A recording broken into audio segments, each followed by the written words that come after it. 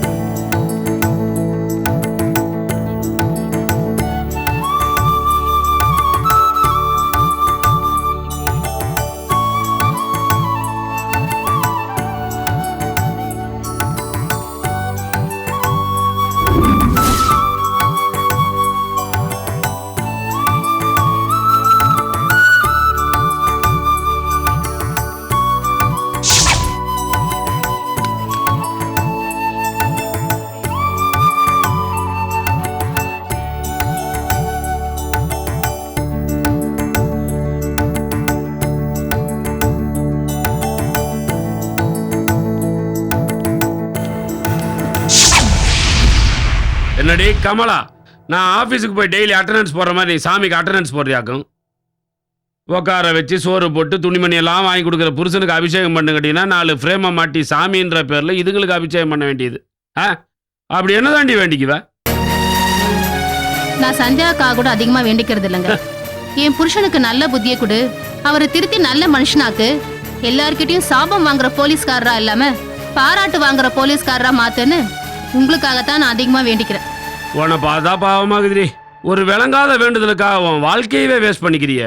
இந்த ஜென்மத்தில் எப்படி இதை ஒன்றும் நிறைவேற போறதில்ல, அடுத்த ஜென்மத்திலேயாவது நிறைவேறட்டுன்னு நல்லா வேண்டிக்க. என்னைக்காவது ஒரு நாள் என் பிரார்த்தனை பழிக்காமையா போகும்? தீர்க்காயுஷ பவ.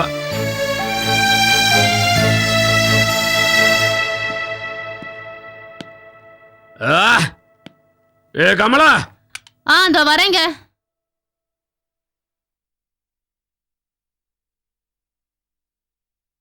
என்ன சொல்லுங்க? உட்கார். என்ன விஷயம் சீக்கிரம் சொல்லுங்க, எனக்கு நிறைய வேலை இருக்கு. ஏண்டி நான் மட்டும் என்ன வெட்டி ஆபீஸரா? இந்த ராத்திரி காதுக்குள்ள பூந்து நோய் நோயின்னு ஏதோ கத்திக்கிட்டு இருந்தியா? மாப்பிள்ள ஒன்றும் புரியல, என்ன விஷயம் சொல்லு. நம்ம பொண்ணுக்கு ஒரு மாப்பிள்ளை பார்த்துருக்கேன், நல்ல குடும்பம். அப்படியா? நல்ல குடும்பங்கிறதுக்கு அகராதியில் அர்த்தமே வேற. பையன் குடும்பம் எம்எல்ஏ குடும்பமா எம்பி குடும்பமா? பையன் பிஇ படிச்சிருக்கான், நல்ல கம்பெனில வேலை பார்க்கறான், கை நிறைய சம்பாதிக்கிறான். என் சொந்தக்கார பையன். அது சரி, உன் சொந்தக்கார குடும்பம்னா பிச்சைக்கார குடும்பம்ல.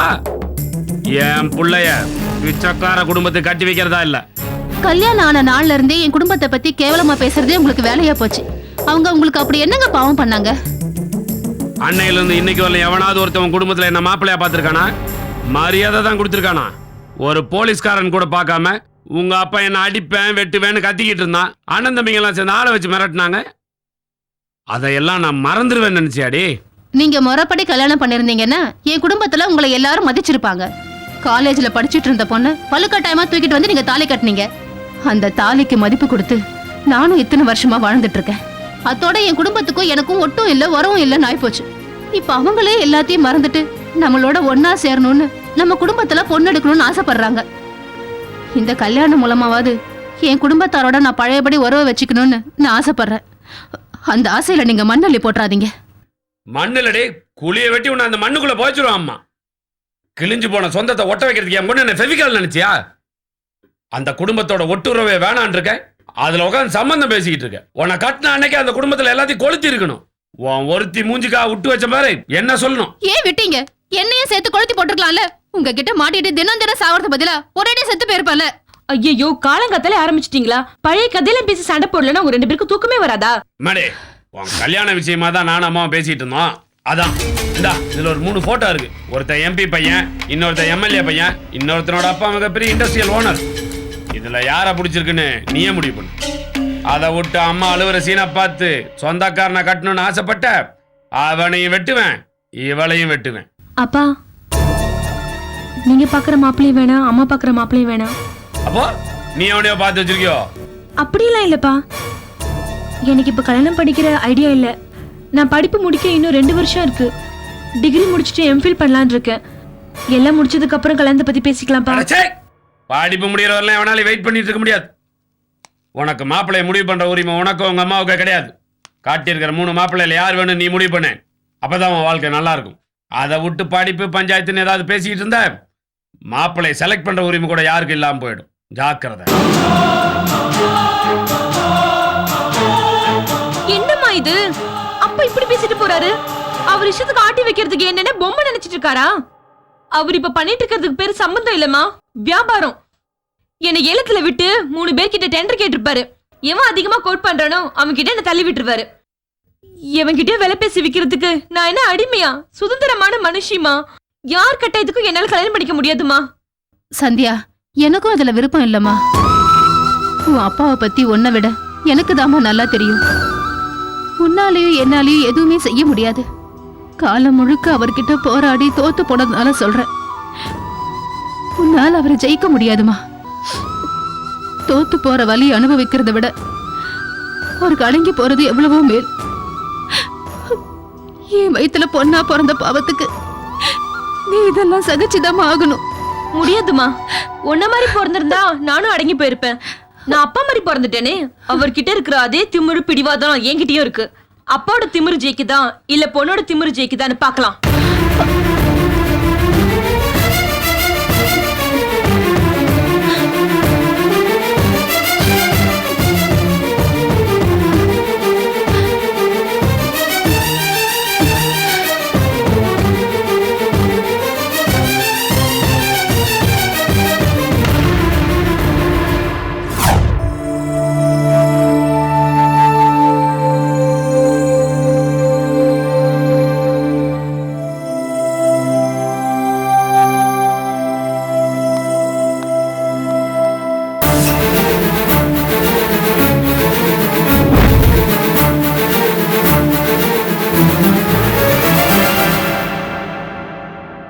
டேய் சரவணா, என்னடா ஆச்சு? உடம்புல காயமா இருக்கு. அது ஒன்றும் இல்லைடா, வண்டியில் ஸ்கிட் ஆகி கீழே வந்துட்டேன். டாக்டர் கிட்ட போனியா? போனேன், இன்ஜெக்ஷன் போட்டார். ஆமாம், நீ எங்கே போயிருந்த? காலையில் உன்னை கோவிலில் பார்த்ததோட சரி, அதுக்கப்புறம் உன்னை ஆளே காணோம். இடம் தெரியாமல் எங்கேயா சுற்றிட்டு இருக்கியோன்னு ஒரே டென்ஷன். ஃபோனை வேறு வீட்டில் வச்சுட்டு போயிட்டா. அவளை தேடி முருகன் கோயில், பெருமாள் கோயில், கேகே நகரில் இருக்க எல்லா கோயிலும் சுற்றி பார்த்தேன். இன்னைக்கு விஜய் பிறந்தநாள் இல்லை, ஏதாவது ஒரு கோயில்லையாவது அவளை பார்த்துலாம் நம்பினேன்டா. ஆனால் அத்தனை கடவுளும் உன்னை கைவிட்டாங்க. நான் அப்படி சொல்ல மாட்டேன் சரவணா. என் விஜய் கண்ணில் காட்டுறனால கடவுள் கொஞ்சம் தள்ளி போட்டிருக்காருன்னு நினைக்கிறேன். நிறைய பேர் காதலை தான் விட்டு கொடுக்காம பேசுவாங்க, ஆனால் நீ கடவுளே விட்டு கொடுக்காம பேசுகிற. உடம்புலாம் அப்படியே புல்ல இருக்குதுடா. 1 செகண்ட் இரு. அண்ணா சொல்லுண்ணா. பார்ட்டி கிளம்பியாச்சு சரவணா. பேரு தீனா. நீ 1/2 மணி நேரத்துல வள்ளூர் கோட்டம் போய் சரக்கு பிடிச்சிரு. ஓகேண்ணா. ஆனால் ஒரு சின்ன பிரச்சனைண்ணா. என்ன பிரச்சனை சரவணா? பைக்ல இருந்து கீழே விழுந்துட்டேன். ஆனால் என் ஃப்ரெண்டு மூலியமா சரக்கு கொடுத்து அனுப்பிச்சிடுறேன். எந்த பிரச்சனையும் வராதுல்ல? பிரச்சனை வராதுண்ணா, நம்ம பையன்தான். அப்ப அனுப்பிடு. ஓகேண்ணா. கோபி, ஒரு கொரியர் கொண்டு போய் கொடுத்துட்டு வரணும், போறியா? சரிடா, எந்த இடம் சொல்லு. வள்ளூர் கோட்டம்டா. ஆமாம், உனக்கு தெரியும்ல? தெரியும்டா. அங்கே தீனான்னு ஒரு ஆள் வருவார், அவர்கிட்ட இதை சேர்த்துரு. வீட்டு அட்ரஸ் கொடுறா, நான் போய் கொடுத்துட்டு வந்துடுறேன். அட்ரஸ்லாம் வேணாண்டா, நான் சொல்கிற ஆளுகிட்ட பத்திரமா ஒப்படைச்சா போதும். அட்ரஸ் இல்லாமல் கொரியர்லாம் எப்படி சேர்ப்பீங்க? கொரியரில் பல வகை இருக்குடா, அதெல்லாம் விலைக்கு இப்போ டைம் இல்லை. பார்ட்டி அங்கே வெயிட் பண்ணிட்டுருக்காரு, கொரியர் அங்கே இருக்குது, எடுத்துக்க. அப்புறம் மறந்துடாமல் செல்ஃபோன் எடுத்துகிட்டு போ.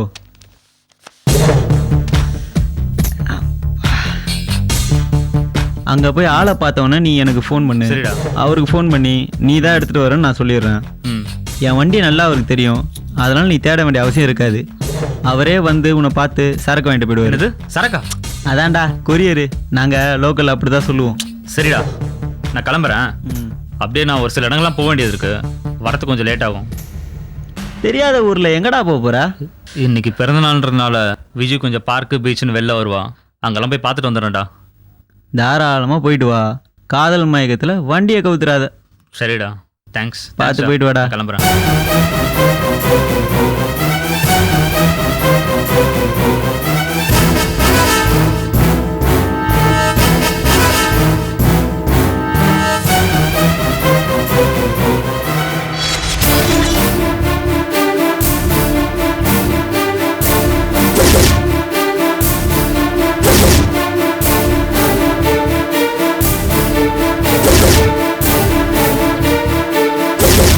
என்ன சந்தியா, என்ன அர்ஜென்ட்டா வர சொல்லிட்டு இப்படி யோசிச்சுட்டு இருக்க? உனக்கு ரிஜிஸ்டர் ஆபீஸ்ல யாராவது தெரியுமா? ஏன் திடீர்னு இப்படி கேக்குற? கேக்குற கேள்விக்கு பதில் சொல்லு. தெரியுமா தெரியாதா? கார்த்திக் தெரிஞ்சவங்க யாரோ இருக்காங்கன்னு சொல்லியிருக்கான். அப்படின்னா உடனே அந்த கார்த்திக் ஃபோன் போட்டு நம்ம ரெஜிஸ்டர் மேரேஜ் பண்றதுக்கு எல்லா ஏற்பாடும் செய்ய சொல்லு. ஏய், என்ன விளையாடுறியா? கல்யாணம்ன்றது சாதாரண விஷயம் இல்ல. என்னமோ சினிமாவுக்கு போயிடலான்ற மாதிரி சிம்பிளா கூப்பிடுற. எனக்கு வேற வழி தெரியல சுபு. அப்பா இது வரைக்கும் என் கல்யாணத்தை பத்தி பேசிட்டு தான் இருந்தாரு. இப்ப என்னடானா ஆக்ஷன்ல இறங்கி தேட ஆரம்பிச்சிட்டாரு. ஓ, மாப்பிள்ளை பார்க்க ஆரம்பிச்சிட்டாரா? பார்க்கட்டுமே. அவர் ஒரு நல்ல மாப்பிள்ளைய பார்த்து அந்த ஆளுக்கு உன்னை பிடிச்சி மண்டபத்தை பிடிச்சி கல்யாணத்தை முடிக்கிறதுக்கு இன்னும் நிறைய டைம் இருக்குமா? என் அப்பா பத்தி உனக்கு சரியா தெரியல சுபு. எனக்கு 3 மாப்பிள்ளைய செலக்ட் பண்ணி வச்சிருக்காரு. ஒரே பொண்ணுக்கு 3 மாப்பிள்ளையா? இது ரொம்ப 3 மச்சா இருக்கு சந்து. நான் சீரியஸா பேசிட்டு இருக்க, உனக்கு காமெடியா இருக்கா? எம்எல்ஏ பையன், எம்பி பையன், இண்டஸ்ட்ரியலிஸ்ட் பையன், இப்படி 3 பேர். எஸ்எம்எஸ் போட்டியில 3 ஆப்ஷன் கொடுத்து செலக்ட் பண்ண சொல்ற மாதிரி எனக்கு 3 சாய்ஸ் கொடுத்து செலக்ட் பண்ண சொல்லியிருக்காரு. அந்த 3 பேர்ல யாராவது ஒருத்தரை நான் செலக்ட் பண்ணணுமாமா. அவங்க 3 பேரையும் பிடிக்கலன்னு சொல்லிடு. அப்புறம் இன்னொரு 3 பேரை கொண்டு வந்து நிறுத்துவாரு. அவனையும் நான் பிடிக்கலன்னு சொன்னேன்னு வச்சுக்க, உன் புருஷன் யாருன்னு இனிமேல் நீ முடிவு பண்ண வேணாம், என் மருமகன் யாருன்னு நானே முடிவு பண்ணிக்கிறேன்னு சொல்வாரு. அவரே யாரையாவது ஃபிக்ஸ் பண்ணிடுவாரு. உடனடியா நம்ம ரெஜிஸ்டர் மேரேஜ் பண்ணிக்கிறது நல்லதுன்னு தோணுது. நம்ம கல்யாணத்துக்கு ஊரே கூடி வாழ்த்தணும்னு ஆசைப்பட்டேன். இப்ப இருக்கிற சிச்சுவேஷனுக்கு ஆண்டவ ஆசீர்வாதம் இருந்தா போதும். புரியாம பேசாத சந்து. நீ சொல்ற மாதிரி கல்யாணம் வேணா சிம்பிளா பண்ணிடலாம். ஆனா அதுக்கப்புறம் நம்ம வாழப்போற வாழ்க்கை சிம்பிளா இருக்காது. நான் இன்னும் செட்டில் ஆகலமா. இன்னும் அண்ணன் குடும்பத்தோட ஒட்டி வாழ்ந்துட்டு இருக்கேன். நான் 5க்கும் 10க்கும் அவர்கிட்ட தான் கையேந்த வேண்டியதா இருக்கு. இந்த நிலைமையில நான் உன்னை கல்யாணம் பண்ணிட்டு எப்படி குடும்பம் நடத்த முடியும்? இதையே இன்னும் எவ்வளவு நாள் தான் சொல்லிட்டு இருப்பேன்? ஓகே சந்தியா, நாளைக்கே நம்ம கல்யாணம் பண்ணிக்கலாம். நான் எப்படியாவது உன்னை வச்சு காப்பாத்துறேன்னு உன்னால சொல்ல முடியுதா? ஒரு ஆம்பளைனா கட்ஸ் இருக்கணும்டா. என்ன நடந்தாலும் பாத்துக்கலான்னு தைரியம் வேணும். நான் ஒரு பொண்ணு, என்கிட்ட இருக்கிற தைரியம் கூட உன்கிட்ட இல்லையே. உன்னை போய் லவ் பண்ணி தொலைச்சேன் பாரு, என்ன சொல்லணும்? இதான் உங்ககிட்ட இருக்கிற ப்ராப்ளமே சந்தியா. எதையுமே ப்ராக்டிக்கலா யோசிக்கவே மாட்டேன். சும்மா எமோஷனலி கத்துறதை தவிர வேற ஒன்றும் தெரியாது உனக்கு.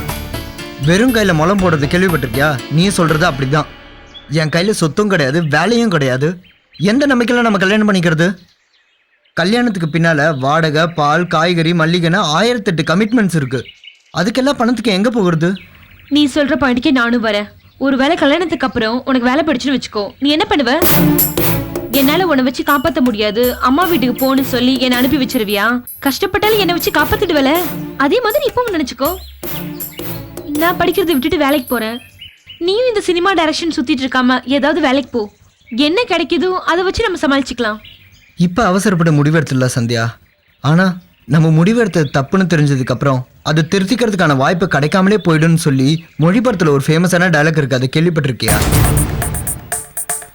நம்ம நிலைமை அப்படி ஆயிடக்கூடாது சந்தியா. எனக்கு இன்னும் ஒரே ஒரு வாரம் டைம் கொடு. இவ்வளவு நாளும் ஒன்றும் நடக்கல. இன்னும் ஒரு வாரத்துல என்ன பண்ணிடுவ?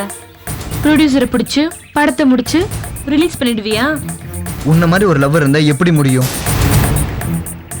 ஒரு கலைஞனோட காதலினா அவனை எப்போதும் என்கரேஜ் பண்ணிக்கிட்டே இருக்கணும். உன்னால முடியுண்டான்னு சப்போர்ட் பண்ணணும். சரி, என்கரேஜ் பண்ண வேண்டாம், அன்பா சந்தோஷமா ஒரு நாளாவது பேசியிருக்கியா? எப்போ பார்த்தாலும் சண்டை போடணும், என் கூட கோச்சிக்கணும், என்னை குத்தி காட்டணும், இதை தவிர வேற என்ன செஞ்சிருக்க?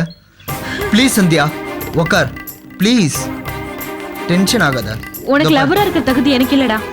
நீ தகுதியான பொண்ணை பார்த்து லவ் பண்ணிக்கோ. நான் போறேன். என்ன சந்தியா இது? இத்தனை நாளா நீ என்னென்னலாம் பேசியிருக்க.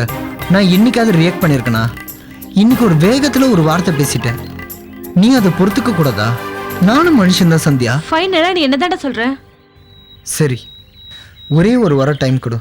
நான் நல்லா யோசனை பண்ணி நல்ல முடிவா சொல்றேன். ஓகே.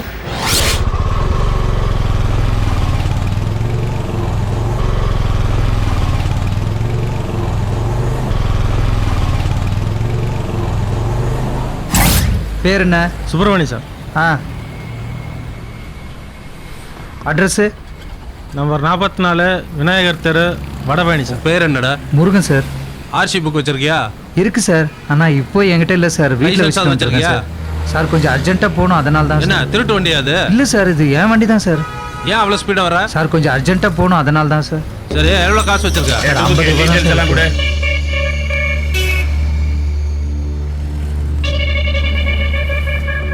ஆர்சி இருக்கா? வண்டியில் இருக்கு சார். ஏய் நில்ல நில்ல, எங்க இருந்து வர? சார் வடபழனிலேருந்து வரேன் சார். உன் பேர? கோபி சார். வண்டியில் என்ன இருக்கு? சார் கொரியர் கொடுக்கறதுக்காக போயிட்டு இருக்கேன் சார். டேய் வேற எதனா கஞ்சா வச்சிருக்கியா பாடுறா.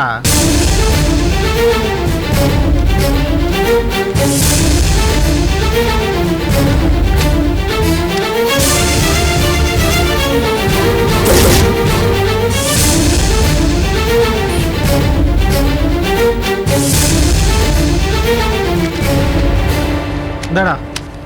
சரி போ போ, கிளம்பு கிளம்பு. ஏய், அவன் கையில ஒரு கவர் வச்சிருக்கான, அதை யாரும் ஒப்பம் பாப்பானா? ஏயா